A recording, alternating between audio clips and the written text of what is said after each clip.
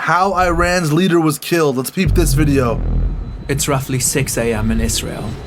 A series of fighter jets takes off, armed with long-range high-precision missiles. According to CIA and Israeli intelligence, a significant portion of Iran's leadership has gathered here, in a compound in Tehran. Among them, Ayatollah Ali Khamenei, the country's supreme leader.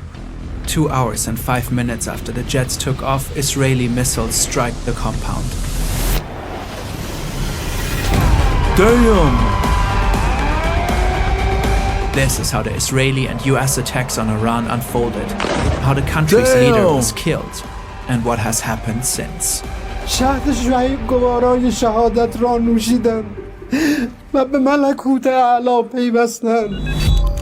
Oh damn, he's sad as fuck. By the time this video is published, new details might have emerged. The US, Israel, and Iran have a long history of tensions. Until 1979, Iran was an authoritarian monarchy ruled by Shah Mohammad Reza Pahlavi. He was supported by the US. When his regime was overthrown in the Iranian Revolution, Ayatollah Ruhollah Khomeini took control of the country and founded the Islamic Republic. He was determined to transform Iran into a country ruled by Islamic law. Khomeini abandoned the former Shah's pro-Western stance. The US and its close ally Israel were declared sworn enemies. Especially the opposition of Israel became a strategic and ideological goal. Ruhollah Khomeini died in 1989 and was succeeded by Ali Khamenei, a cleric who quickly rose through the ranks and had become a key figure in the religious leadership of the country. Over time, Iran, Israel, and the US repeatedly engaged in conflicts. Sanctions were imposed onto Iran. Iran became a key financier of anti-Israeli militias in the region. In 2002, it was uncovered that Iran was enriching uranium at 2 secret locations. The enriched uranium could be used for nuclear reactors or nuclear weapons, a fear the US and its allies had had for a while already. Iran has repeatedly denied its alleged pursuit of nukes. The US and Israel ran many attempts to stop the nuclear program. Through cyber attacks, the assassination of key scientists, and especially in the US's case through diplomacy. In 2015, the Obama administration and the Iranian regime agreed to a nuclear deal. This is a good day, because once again we're seeing what's possible with strong American diplomacy. Under the nuclear deal that we, our allies and partners, reached with Iran last year, Iran will not get its hands on a nuclear bomb. Good. However, in 2018, President Trump pulled out of the deal. The fact is, this was a horrible, one-sided deal that should have never, ever been made. Ever since, relations have tensed up. In 2025, in the midst of new negotiations, Israel and the US launched a series of airstrikes on Iran using bunker-buster bombs. 3 Iranian nuclear sites were heavily damaged. In the same year, Iran plummeted further into an economic crisis. The currency crashed, food prices soared, people grew frustrated. By the end of 2025, mass demonstrations erupted across the country. Peaceful protesters and rioters called for the end of the Islamic Republic. Trump called for an uprising of the Iranian people against their government, saying help is on its way. But the regime brutally cracked down on the protests. It shut down the internet across the country. For days, little to no news made it out. In the end, thousands of people were killed. 50,000 reportedly. That's so crazy though. Is that not so crazy? Cause like, think about this. Okay, I really don't want to get political. But dude, people were like freaking out about like ICE and all this shit and Trump and how people like, innocent people are getting killed for protesting and going up to ICE. But dude, this motherfucker genuinely has 10 fucking he has like 1,000 nukes. 30,000 kills. The US began to build up troops in the region, with Trump repeatedly threatening Iran. On Thursday, February 26, there was a last-ditch diplomatic effort between the two countries in Geneva. To no avail. Saturday, February 28, around 9:40 a.m. in Tehran, Iran's capital. This government compound is not far from Hur Square. It reportedly houses offices of the Iranian presidency, Iran's National Security Council, and the Supreme Leader. Since 2025, the US has apparently gained specific insights how Ayatollah Khamenei and the Islamic Revolutionary Guard Corps communicate and move while under pressure. Reportedly, the CIA has tracked Khamenei for months. They've mapped his whereabouts and studied his patterns. They're confident he's here today, and they learned of a meeting of top Iranian officials on site. The US and Israel originally intended to strike at night under the cover of darkness. But they reportedly moved their time of attack. This opportunity was too good to miss. Shit. Suddenly, Israeli missiles hit the buildings. During impact, several national security officials are in one of them, Supreme Leader Khamenei reportedly in another. Afterwards, satellite imagery shows heavy damage to the buildings. Black smoke is rising.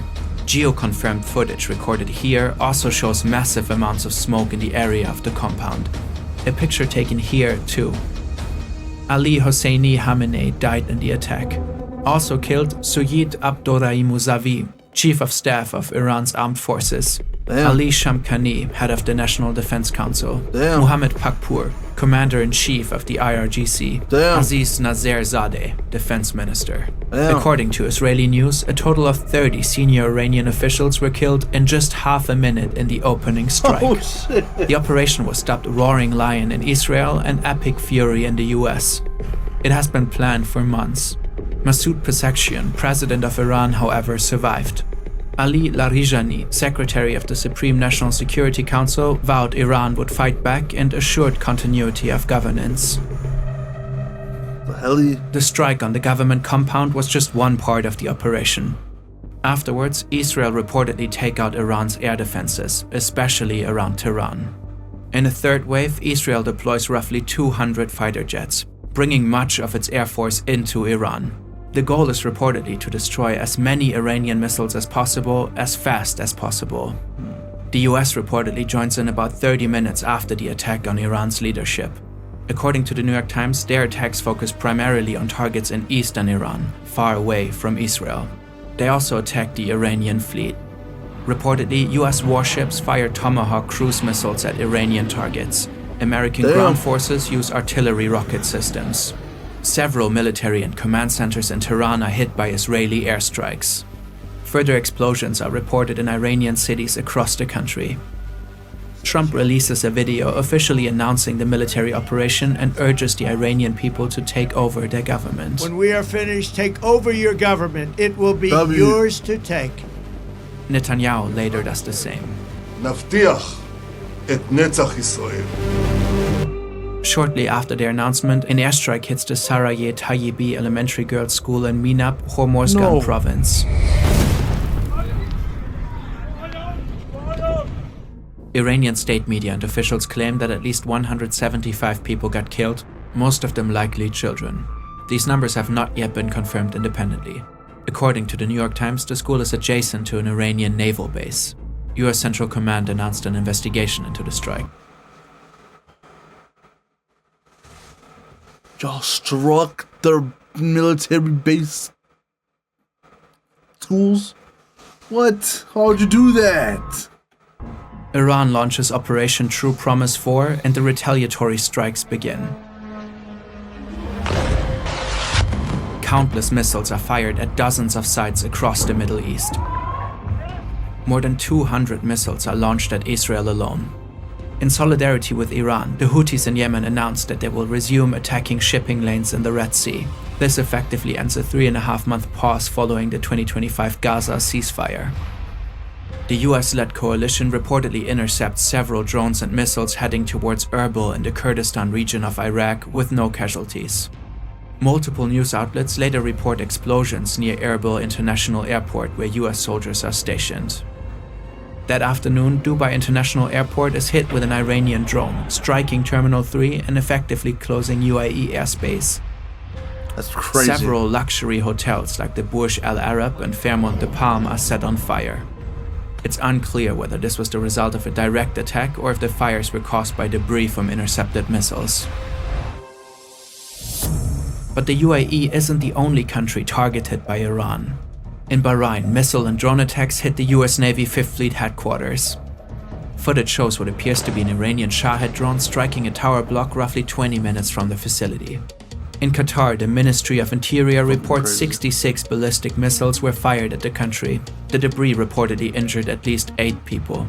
In Saudi Arabia, the Prince Sultan Air Base is targeted by ballistic missiles, which are reportedly successfully intercepted. In Jordan, the military reports that it has intercepted and downed 49 drones and ballistic missiles, likely headed for the major US military bases across the country. In Kuwait, Iranian drones strike 2 passenger terminals of the Kuwait International Airport. In Syria, debris from an Iranian missile kills at least 4 civilians while injuring several others. Dude. Both Qatar and Saudi Arabia announced that they reserve the right to respond. The Arab League condemns Iran's attacks. Following the blanket strikes by Iran, NATO senior command said its missile defense systems in Europe and its early warning radar in Turkey are on alert. Some experts warn that Iran may activate sleeper cells in Europe and North America. Oh, hell no. There are many more events and details we can't cover in this video, as attacks continue back and forth. Sleeper So, let's cells, zoom bro. out a bit. Like, hell no, bruh. The US's involvement in the attacks is controversial. On Truth Social, Trump said this: Our objective is to defend the American people by eliminating imminent threats from the Iranian regime. Its menacing activities directly endanger the United States, our troops, our bases overseas, and our allies throughout the world. It's an argument for a war of necessity. An attack was looming across the sea, so the US had to strike preemptively. But it's unclear how Iran's activities directly endangered the United States. Iran was apparently years away from obtaining a nuclear weapon, according to the US's own intelligence. The country's ballistic missile arsenal is estimated to reach no more than 3,000 kilometers, a threat to neighboring countries, but not to the US. Iran might have been attacked because it was in a uniquely weak position, as a type of preventive measure. This might make this a war of choice, not one of necessity. These preventive wars are often condemned internationally, not only because they're optional, because if every nation went out to strike adversaries who they thought were temporarily weak, we would live in a world of constant war. According to international law, a war of choice would be illegal. There are also discussions whether the attack was in violation of the US Constitution. Trump started the war without congressional approval. Across the US and parts of the world, protests erupted, partly against the Iranian regime, partly against American involvement in the war. Oil prices have risen sharply. They have. Experts Facts, warn of can't an even lie. impending global energy crisis because of the closure of the Strait of Hormuz. In Iran, people celebrate the death of Ayatollah Khamenei. Others are grieving. At this point, it remains unclear who will succeed him. For now, the regime formed a provisional government. It seems set on revenge and continues to strike Israeli and US bases. The exact number of deaths is hard to determine at this point. According to the US military, so far 3 American soldiers have been killed, with 5 seriously injured.